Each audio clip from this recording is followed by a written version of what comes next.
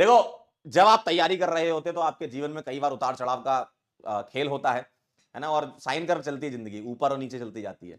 तो कई बार आपका कॉन्फिडेंस भी लूज होता होगा, तो उस कॉन्फिडेंस जब लूज हो रहा है तो आपको उस समय कुछ बातें ध्यान में रखनी है ना?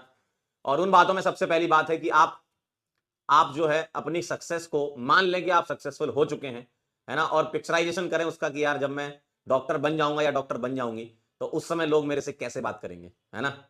उस समय मेरे से लोग कैसे बात करेंगे, मैं उनके लिए क्या कर सकता हूँ या क्या कर सकती हूँ। तो आप ज़रूर उस बारे में सोचें, है ना? और मैं हमेशा बच्चों को बोलता हूँ कि जिस भी ड्रीम कॉलेज में आपको जाना है, आप उसकी एक फ़ोटो निकालें और अपने स्टडी टेबल के सामने उसको चिपका लें, ताकि आपको याद रहे कि आप मेहनत क्यों कर रहे हो, क्योंकि आपको उस कॉलेज में जाना है। ठीक है? और हमेशा दिमाग में ये नेगेटिविटी ना पालें कि कैसे होगा, कैसे करेंगे, कई बार चीज़ें छूट जाती हैं, कई बार चीज़ें बैकलॉग हो जाती हैं। तो हमेशा एक पॉजिटिव माइंडसेट आपका होना चाहिए, है ना? कि मुझे कैसे इंप्रूव करना है और इंप्रूव करने के लिए देखो थोड़ी मेहनत तो लगेगी। अगर आपने कभी पुराने पाप किए हैं, बैकलॉग कर लिया है ना? आप नहीं पढ़े उस टाइम उतने सीरियस नहीं थे, आपको नहीं पता था कि यार कैसे ये काम चलेगा, आगे मैं कैसे आगे बढ़ पाऊँगा या बढ़ पाऊँगी। तो आप बस उस चीज़ को ध्यान में रखें। जो भी छूटा हुआ उसको कवर करना है आपको और हमेशा पॉजिटिव रहें और पॉजिटिव अगर आप नहीं रह सकते, तो बहुत बड़ी समस्या है, ये समझ लीजिए। देखो कभी भी कितना भी आपको जीवन में टेंशन हो, सभी के जीवन में टेंशन होती है, आपके जीवन में भी होती है, हमारे जीवन में भी होती है, सबके जीवन में होती है ना? अगर आप उन्हीं टेंशन के बारे में सोचते रहेंगे तो जीवन में कभी आगे नहीं बढ़ पाएँगे।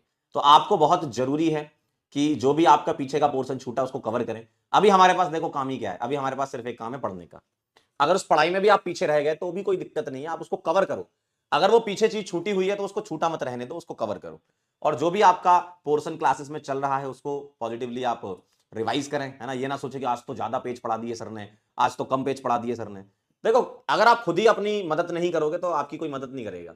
आप खुद से ही कुछ करना चाहो तो ही हो पाएगा।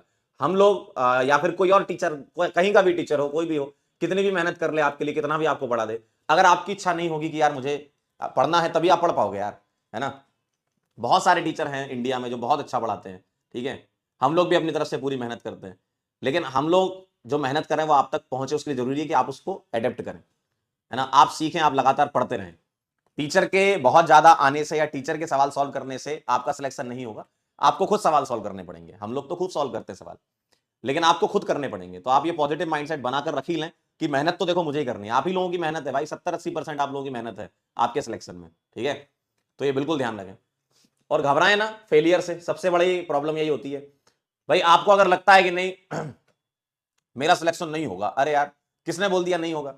अगर आपसे कोई ऐसा बोल भी रहा है तो उसकी बात सुनने की ज़रूरत नहीं है ना। भाई आपने इस धरती पर जन्म लिया है तो आप कुछ ना कुछ करके जाओगे, ठीक है?